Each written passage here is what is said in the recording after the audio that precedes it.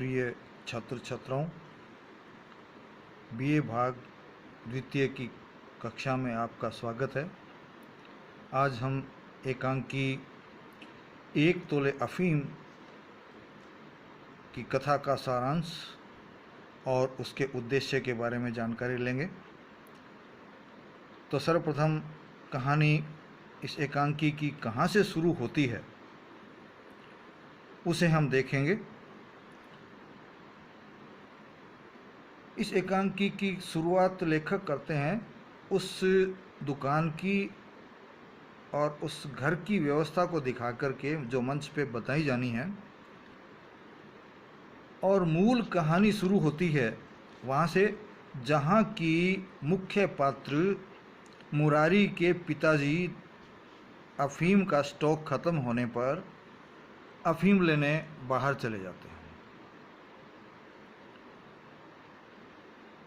और अपने नौकर को उस दुकान पर मुरारी के साथ छोड़ करके जाते हैं कि भाई ध्यान रखना, मुरारी को कोई तकलीफ नहीं हो।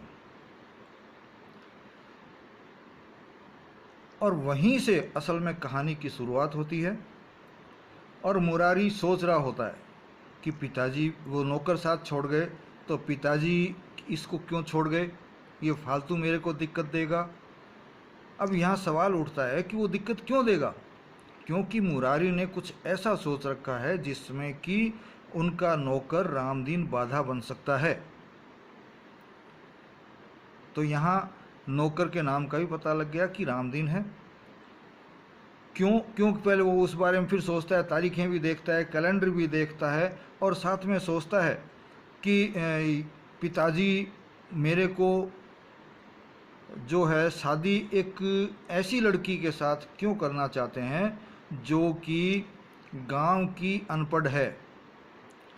और उसको ये भी पता है कि उसके पिताजी दहेज के लालच में, वो लड़की अनपढ़ है, गंवार है, लेकिन फिर भी शादी इसलिए कर रहे हैं कि दहेज खूब मिल रहा है। तो अब देखिए, यहाँ लड़का जान रहा है कि उसके पिताजी दहेज के लालच में उसकी शादी अनपढ़ गंवार लड़की के साथ करना चाहते हैं, लेकिन वह बिल्कुल नहीं करना चाहता। तो एक बात उस नौकर से जब उनकी आपस में चर्चा होती है, जिसमें से एक बात निकल कर के आती है, वो नौकर से पूछता है कि तुमने कैसे शादी की, तुम्हारी शादी कैसे हुई, क्या तुम्हारी कोई इच्छा जानी गई या नहीं जानी गई। तो नौकर कहता है, साहब हमारी क्या औकात है, हम कौन होते हैं, हमारी गिनती कहाँ तक हो सकती है। पिता ने कर दिया, पिता माता ने कर दिया, आ गए। और फिर पत्नी से भी बात की, सुंदर है या नहीं है, कि उसकी भी कहाँ ज़रूरत है, ये बात भी वहाँ आती है। वो कहती है कि रात जब देख सकता था पत्नी को तब तो मिल नहीं पाता था, और जब मिलते थे तब देखने की स्थिति नहीं रहती थी, था रात को मिलते थे। संयुक्त परिवारों में यही होता था। उस समय झिझक लिहाज बड़ों का खूब होता था, बच्चों का खूब होता था। तो वो हो गया, तो सुंदर है या नहीं है। और उसके बाद उसने एक बहुत बड़ी बात कही कि जब अपना लिया, पत्नी बना लिया, तो वो सुंदर है या नहीं है इससे कोई मतलब नहीं निकलता है। तो इसलिए हमारे पुरखों ने जैसा कर दिया वैसा हमने तो कर लिया। ये उस नौकर के और उसके बीच में, मुरारी के बीच में बात होती है। तो आप देखिए कि इस बातचीत से नौकर की समझदारी भी दृष्टिगत होती है और पुराने विचार कि वो अपने जीवन साथी को भी चुन नहीं सकते, लेकिन इसके बावजूद मुरारी अपनी बात पे अडिग रहता है। हालांकि वो रामदीन को नहीं बताता कि क्या है। ये चर्चा करते हुए रामदीन वहाँ से चला जाता है और जो मुरारी है वो सोचता है कि चलो रामदीन गया, पीछा छूटा, अब मैंने जो सोच रखा है वो मैं भली भांति कर पाऊंगा।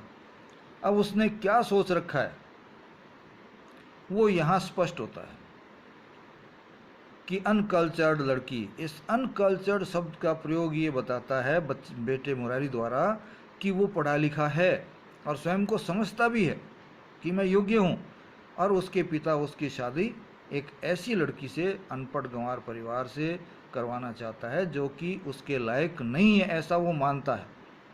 और उस संबंध में वो सोचता भी जा रहा है कि कैसे होगा, ऐसी लड़की के साथ मेरा कैसे निभेगा, ये है वो है। और अपनी जो अफीम की गोली बचा करके उसने रखी है, छुपा करके उसने रखी है, वो ले करके वहाँ मरना चाहता है। गेट वेट सब बंद कर दिए उसने और मरना चाहता है ताकि कोई देखे नहीं। मैं आपसे बीच में तोड़ूंगा कहानी को कि आप कोई इस तरह से मरने की न सोचें, ये गलत है और गलत रहेगी। आप लोग बिल्कुल इस तरह की गलत नहीं सोचें, बल्कि यदि कहीं ऐसा देखें तो उसको भी रोकें और दहेज को भी रोकें। अब लेकिन जब वो मरने के लिए गोली लेकर के तैयार होता है, उसी समय कोई खटपट होती है। वह चूहों के बारे में सोचता है कि चूहे आ रहे होंगे, लेकिन इतने में दुकान में फिर खटखट होती है। और वो खटखट किस चीज़ की होती है? दुकान के दरवाजे की होती है। शायद बाहर कोई आया हुआ होता है। और यहीं से एक दूसरे महत्वपूर्ण पात्र विश्व मोहिनी की यहाँ प्रविष्टि होती है। विश्व मोहिनी एक पढ़ी लिखी लड़की है और उसके भी समस्या क्या है वो अपने को अभी आगे चल के पता लग जाएगा कि लाला सीताराम की दुकान पर आकर के पूछती है कि क्या लाला सीताराम जी हैं, तो जवाब मिलता है कि नहीं है। और वो वहाँ गोली मांगती है अफीम की और कहती क्या है कि मेरी दादी को इसकी ज़रूरत है, वो अफीम खाने की आदी हैं और यदि अफीम नहीं मिली तो वो मर जाएगी, ऐसा वहाँ आकर के वो कहती हैं। तो वहाँ कहने पर हम जानते हैं कि झूठ हमेशा चेहरे पर दिखाई दे जाता है। यदि थोड़ा सा ही समझदार किया तो मुरारी जो है वो पहचान जाता है।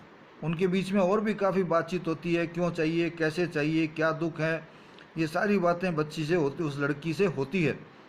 आपको कष्ट है या आप किसको और को कष्ट है, ये सारी बातें होने पर उसने ये पता लगा लिया है कि हाँ भाई ये जो अफीम की गोली मांग रही है असल में कुछ और है।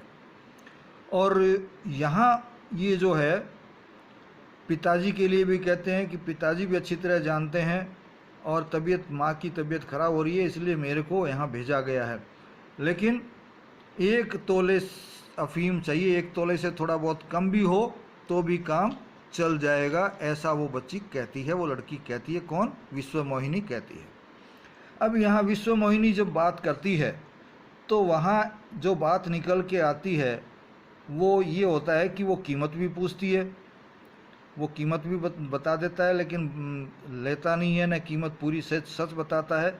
लेकिन जब वो मुरारी समझ जाता है कि भाई ये कुछ गड़बड़ कर रही है बच्ची या लड़की, तो उसको अफीम नहीं देने की सोच लेता है और अफीम की बजाय वहाँ हर्ड की गोली जो है वो बना लेता है, वहाँ रखी जाती है, तो वो गोली देने की कोशिश करता है और उसे वो गोली दे देता है, अफीम की गोली बता करके।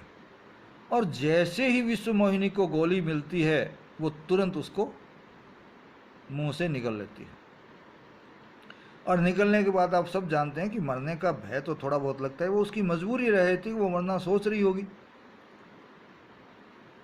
अब यहाँ एक चीज़ जो है वो निकल के आती है कि वो मरती नहीं है, हालांकि चक्कर उसको आता है घबराहट के कारण, या कल मैंने गोली खा ली है, तो एक मानसिक असर होता है, वो यहाँ लेखक ने दिखाया है। और डॉक्टर को बुलवाने फिर कहती है कि मैं यहाँ क्यों खा रही हूँ अफीम, वो इसलिए कि यदि मैं घर पे खाती तो घर पे बहुत सारे लोग होते हैं और वो मेरे को बचा भी लेते, इसलिए मैं मर नहीं पाती, इसलिए मैं ऐसी जगह आके मरना चाहती थी जहाँ से मेरे को कोई बचाए नहीं। और फिर अपनी बात भी बता देती है जब कई देर चर्चा होती है और मरती नहीं है, तो ये जो बात आती है वो ये है कि पिताजी के बारे में बताती है, मन में सोचती है। वो पत्र भी फिर बच्चे, उस लड़के ने कहा कि आपके माता पिता की क्या हालत होगी यदि आप मर जाएंगी, ये मर जाती तो। तब वो कहती है कि मैंने पत्र लिख के छोड़ दिया है। अब वो पत्र क्या है? उस पत्र में वो पिताजी को कहती है कि आप मेरी दृष्टता को माफ़ कीजिए, मैं आपके दहेज के 6,000 रुपये, वो उस समय के 6,000 बहुत बड़ी रकम हुआ करती थी, आज तो ये लाखों रुपए भी रकम जो है ज़्यादा नहीं लगती है, लेकिन उस समय के 6,000 आज के लाखों, दसियों लाखों से ऊपर हुआ करते थे। तो विश्व मोहिनी जो है वो खा करके और पत्र के बारे में लड़के को बताती है, तो वो कहता है कि मैं क्या पढ़ सकता हूँ। तो पढ़ने पर ये बात हमारे सामने आती है कि यदि वो पिताजी के बारे में लिखती है कि यदि आप ये देंगे तो आप भिखारी हो जाते, इसलिए मैं मरना चाहती हूँ, मृत्यु की आवश्यकता है। हालांकि मृत्यु कोई अच्छी चीज़ नहीं है, फिर भी ये मैं कर रही हूँ। तो अंतिम इच्छा जो है, विश्वमोहिनी कहती है क्षमा कीजिए, लेकिन मेरी मृत्यु एक आवश्यकता है। वो ये भी लिखती है कि हिंदू समाज बहुत भूखा है। भूखा क्यों कह रही है? क्योंकि दहेज के लालची हैं, दहेज के भूखे हैं, इसलिए वो उनको भूखा कहती है। ये हमारे समाज की एक बहुत बड़ी विडंबना है जो यहाँ इस कहानी के माध्यम से, इस एकांकी के माध्यम से यहाँ आती है। और तभी विश्वमोहिनी जो है मुरारी से पूछती है क्या आपका विवाह हो गया है? वो जवाब देता नहीं, और दोनों आपस में एक दूसरे की जानकारियाँ लेना प्रारंभ कर देते हैं। तो विश्वमोहिनी उसको अपनी समस्या बताती है कि पिताजी दहेज के कारण, दहेज नहीं दे पाने के कारण या दहेज देने के कारण उनके समस्या आ रही है। मुरारी कहता है मेरे पिताजी दहेज लेने के लिए मेरी अनपढ़ गंवार लड़की से शादी करना चाहते हैं, जो कि संभव नहीं है या हमारी ज़िंदगी को ख़राब कर देगी। तो अंत में जब पता लगता है और उस पर अफ़ीम का असर नहीं होता, तो वो कहती है कि इतनी देर हो गई मेरे पर अफ़ीम का कोई असर अब तक नहीं हुआ है, क्या कारण है? तब मुरारी उसको बताता है कि भाई मैंने अफ़ीम दी ही नहीं आपको, तो अफ़ीम की जो है गोली की जगह मैंने हर्ड की गोली बना करके दे दी थी। अब ये जो परिस्थितियां दोनों की जब सामने आ जाती हैं, तो ये बात निकल के आती है कि जब दोनों एक दूसरे को समझ लेते हैं तो वो ये तय कर लेते हैं कि हम आत्महत्या नहीं करेंगे। क्यों?